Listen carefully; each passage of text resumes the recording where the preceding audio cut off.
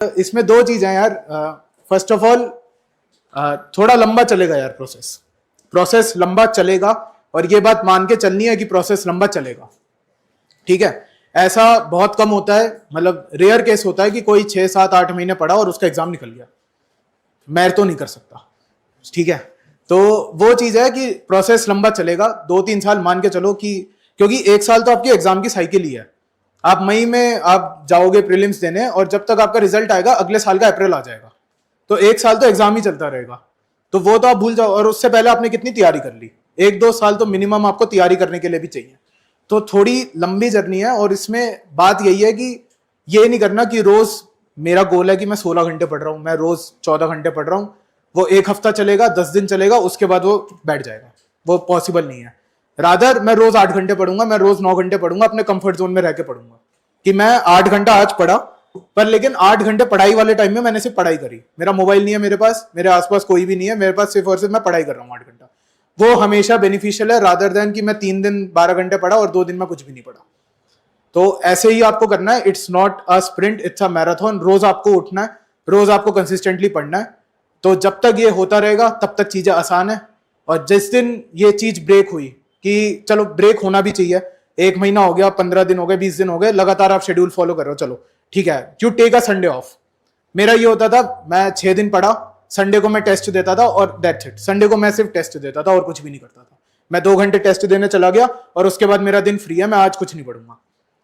जब आपका एग्जाम पास होगा शायद ये तब नहीं चलेगा, बट लेकिन जब आपकी प्रिपरेशन स्टेज होगा तब ये चलेगा, और मैंने ये किया है।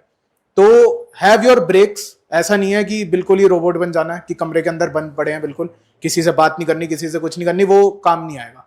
वो बाद में थोड़े दिन चलेगा, बट उसके बाद यू विल बी लाइक कि नहीं यार ये नहीं हो रहा। तो रादर डेली पढ़ना है, कंसिस्टेंटली पढ़ना है, और अच्छे से पढ़ना है। और resources, keep your resources as less as possible. जितना ज्यादा रायता फैलाओगे उतना ज्यादा फैलता रहेगा। ठीक है, कि आज ये बुक पढ़नी है तो ये भी पढ़ ली। कोई आपको दिखा यार ये साइड वाला कुरुक्षेत्र भी पढ़ रहा है, योजना भी पढ़ रहा है, मैं भी ले आया। वो किताब खुली नहीं आज तक, पर मैं लेकर आ गया। तो एक तो गिल्ट ये होगा कि किताब खरीदी क्यों सबसे पहले, फिर दूसरा गिल्ट होगा कि रखी हुई है, पढ़ी नहीं, इसमें से क्वेश्चन आ जाएगा। तो इससे बेटर है कि मैं ये चीज ना पढ़ूं, पर लेकिन जो चीज मेरे को पढ़नी है मैं वो 3 बार ही पढ़ लूं, कि अगर उसमें से क्वेश्चन आएगा तो यहां से गलत नहीं होना चाहिए। तो रिसोर्स एक बार ही डिसाइड हो गए ना, तो stick to your resource and trust your resources.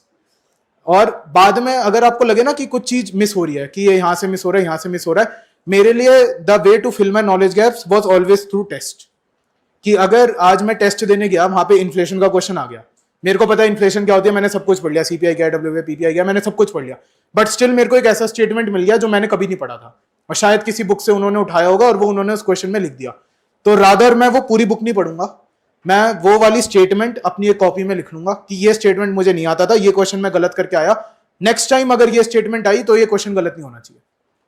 तो मेरे लिए the way to fill my knowledge gap was through test. तो जितने टेस्ट दे सकते हो उतने टेस्ट दो, अल्टीमेटली वही आपको हेल्प करेगा। आपकी टेस्ट सीरीज होती है, प्रीलिम्स की भी होती है, मेंस की भी होती है, वो देनी ही देनी है, देयर इज नो अल्टरनेटिव।